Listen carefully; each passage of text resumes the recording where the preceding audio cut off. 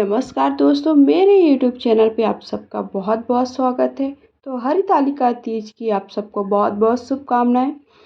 तो आज हरतालिका तीज के दिन आप सब पूजा कैसे करोगे, इसका वीडियो पहले ही चैनल पर अपलोड हो गया। पूजा की सामग्री, सुहाग कैसे ले, पीरियड्स में है या मासिक धर्म में है तो पूजन कैसे करेंगे। अब आज मैं आप सबके सामने वीडियो शेयर कर रही हूँ कि हरतालिका तीज की जो आपने चौकी बैठाई है, पूजा की जो सारी सामग्री रखी है, उसका आपको क्या करना है। क्योंकि जब आप पूजा कर लोगे उसके बाद सारे सामान का हमें क्या करना है, कब विसर्जन करना है, पारण कब करना है, तो विसर्जन की विधि आप सबके साथ शेयर करें। सबसे पहले आप सब सुबह दूसरे दिन अर्थात 19 सितंबर के दिन जब सुबह पूजा कर लेंगे, ब्रह्म मुहूर्त में उठना है। ब्रह्म मुहूर्त में उठ करके पूजा करेंगे। सबसे पहले सुहाग लेंगे। सुहाग लेने के बाद आपको हवन करना है। हवन करने के बाद आरती करनी है। आरती करने के बाद आपको पारण करना होता है खीरे से। ठीक है।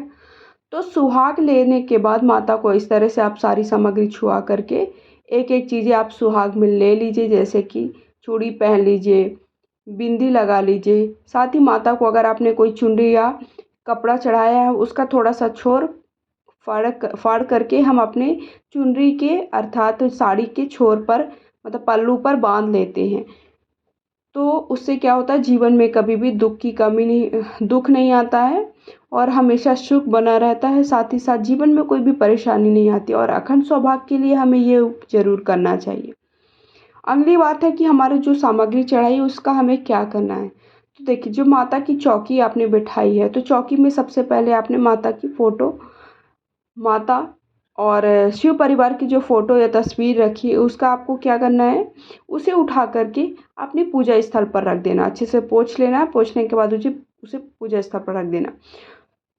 चुनरी आप अपनी जगह पर रख दीजिए जहाँ से आपने उठाया है। उसे धो करके फिर से आप प्रयोग में ला सकते हैं। जो माला चढ़ाई है, माला को आपको क्या करना है, आपको विसर्जन के लिए एक कपड़े उसमें रख लीजिए, एक पन्नी में रख लीजिए सारे सामान को एक साथ, जो विसर्जन करने वाला है और जो दान देने वाला है वो एक साथ रख। तो सबसे पहले हमने फूलों की माला को एक पन्नी में रख लिया। उसके बाद नारियल की बारी आती। तो नारियल को फोड़ करके हमें सभी लोगों में, घर के जो सदस्य हैं उनको प्रसाद के रूप में वितरित कर देना है। उसके बाद कलश में आपको सबसे पहले जो दीपक है, दीपक को आपको अपनी जगह पर रख देना है। धुल करके फिर से प्रयोग में ले लेना है। कटोरी में जो चावल है वो पक्षियों को डाल दीजिए, क्योंकि अगर आपने ज़्यादा मात्रा में लिया तो आप ब्राह्मण को दान दे सकते हो, लेकिन अगर थोड़ा मात्रा में लिया, आपने ज़्यादा नहीं लिया तो आप पक्षियों को दान में।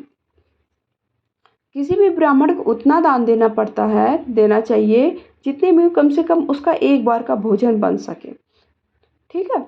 फिर अगली बात आती, कटोरी आप अपनी जगह पर रख दीजिए। जो कलश बनाने के लिए आपने आम टेरी का प्रयोग किया है उसे आप विसर्जन के लिए रख लीजिए। जल है आप किसी भी गमले में डाल दीजिए और उसके बाद उसमें जो सिक्का और हल्दी की गांठ और सुपारी की गांठ है वो फिर से आप प्रयोग में ला सकते हैं। हरतालिका तीज व्रत की कथा की किताब को अपनी जगह पर रख दीजिए पूजा स्थल पे।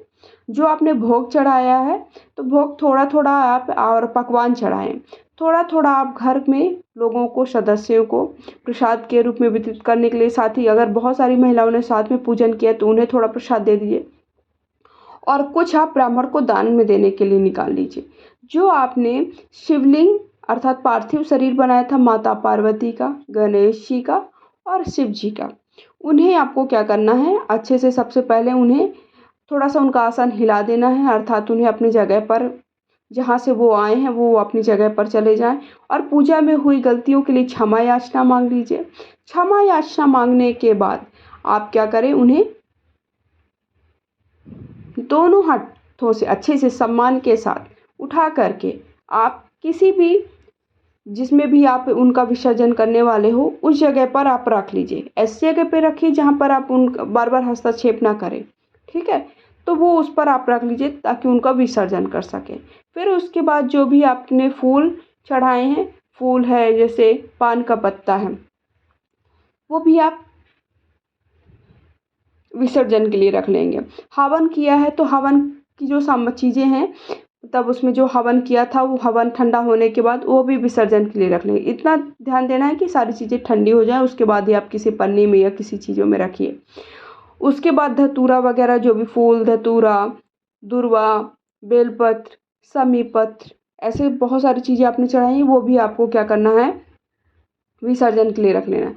फिर उसके बाद आपकी बचेगी चौकी। तो चौकी के जो कपड़े हैं वो रख लीजिए, फिर से प्रयोग लाने के लिए उसे धुल लीजिए।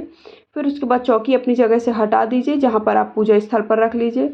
और जब आपने सुहाग की सामग्री थी और जो आपने पकवान रखे हैं और फल फूल रखी और दक्षिणा रखी है, वो आप किसी भी ब्राह्मण को दान में दे दीजिए, या फिर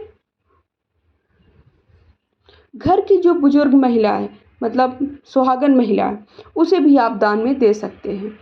तो इस तरह से आपको सारी सामग्री को निकाल के रख देना है। तो पारण करने से पहले भी आप विसर्जन कर सकते हो, लेकिन किसी कारणवश ऐसा है कि बहुत दूर जाना है हमें, विसर्जन हम तुरंत नहीं कर सकते हैं, तो सारी सामग्री को आप एक जगह पर किनारे रख दीजिए और अपनी पूजा में हुई गलतियों के लिए क्षमा याचना मांग लीजिए और फिर आप पारण कर लीजिए। और सारी चीज़ें जैसे ब्राह्मण को जो चीज़ें देने वाले हैं उनके लिए संकल्पित कर लीजिए। संकल्प करने के बाद वो सारी सामग्री, संकल्प जरूर करना चाहिए। संकल्प करने के लिए आप जितनी भी चीज़ें देने वाले हैं उसका संकल्प कर लीजिए।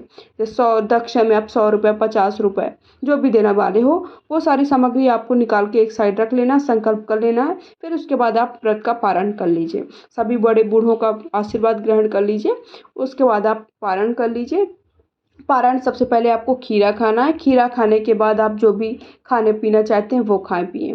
तो इस तरह से आपको व्रत का पारण करना है और चीज़ों का विसर्जन करना है। तो वीडियो आप सबको कैसा लगा कमेंट करके उमा महेश्वराय नमः, गौरी शंकराय नमः जरूर लिखे। वीडियो लाइक शेयर करें, चैनल सब्सक्राइब करना ना